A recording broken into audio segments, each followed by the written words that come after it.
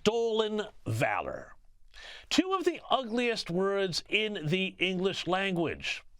It's a term that means claiming military honor or service or medals that you didn't earn. And guess who appears to be guilty of this? None other than Minnesota Governor Tim Walz, Kamala Harris's running mate and the person who, should she win, be a heartbeat, or, if recent experience is anything to go by, a backroom coup away from the Oval Office. Now, Walz, who barely rated a mention on vice presidential shortlists last week, was hastily elevated to the position of Kamala's wingman over Pennsylvania Governor Josh Shapiro because, well, the party of inclusion and tolerance couldn't cope with the prospect of having a Jew on the ticket. So now you know the old saying, choose a running mate in haste, repent at leisure. Here we are. Within days of the announcement, Walz has been caught out lying about his rank when he served in the U.S. National Guard, and also for claiming that he served in a combat zone. This is what is known as stolen valor. Here he is in 2007.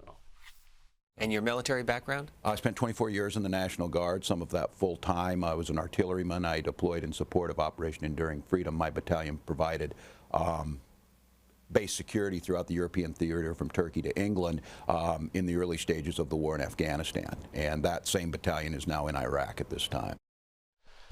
Now, Walz was also profiled in a book about political campaigns called Winning the Wellstone Way. And the authors wrote that Walz was, quote, a longtime National Guardsman who served in Afghanistan, unquote. Walz was such a fan of this book and the profile it contained that he endorsed it. In 2006, when he announced his congressional run, his campaign described him as a, quote, veteran of Operation Enduring Freedom, unquote. Enduring Freedom, of course, being the official name of the Pentagon's operations in Afghanistan after 9/11. A 2004 photo, that's him there on the right during that year's presidential contest, shows Walz holding a sign saying, Enduring Freedom Veterans for Kerry. And in this undated campaign footage, Walz is seen claiming he carried weapons of war in war. But we can do background checks. We can do CDC research. We can make sure we don't have reciprocal carry among states. And we can make sure that those weapons of war that I carried in war is the only place where those weapons are at. Weapons of war, not in a support capacity, not guarding a base in Europe. No, he said, carrying weapons of war in war. Now, in 2009, 2 Iraq war vets went to confront Walz's office about this. So tell me what your understanding of his military background is. Yeah, I understand that he was called up in support of it, obviously, in support of that operation. That's how I've always understood it. And so the time that he, when he got called up, I guess I've always referred to it as, he was called up and served in support of Operation Enduring Freedom. So I guess most people, and yourself included, would associate Enduring Freedom with Afghanistan, right? Right. My concern, other than this picture, is that the congressman's website, his official biography, says simply that he was mobilized with his battalion in support of Operation Enduring Freedom, without any other details. Don't you think it's reasonable people might assume that means he served in Afghanistan? Perhaps, I guess. And the vets got a bit of a concession there, but ultimately that went nowhere. There's more to this, too. As recently as 2022, Walz was in trouble with local vets for falsely claiming to have attained the rank of Command Sergeant Major, and for abandoning his unit by quitting the Guard before it deployed to the combat zone. Here's what another Guardsman in his unit had to say about Walz and his departure from the unit before they deployed for the Middle East. The whole crux of that's just how he makes his career. That's how he, that's how he presents himself. He will say anything to anybody. It seems like to make it sound like he's going to do the best thing for you. But he's basically saying whatever he needs to say to feather his own bed. You know, he seems to be a pretty habitual liar.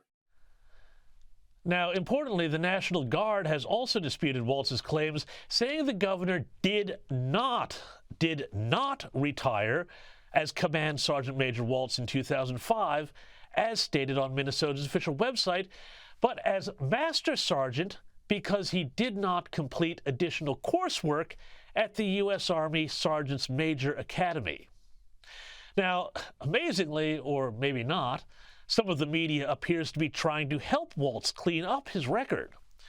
New York lawyer Alan Levy found Bloomberg editing a piece on Walz to change his claim to have served in Iraq to Italy. Could happen to anybody. But even some on CNN are now calling Walz out gently.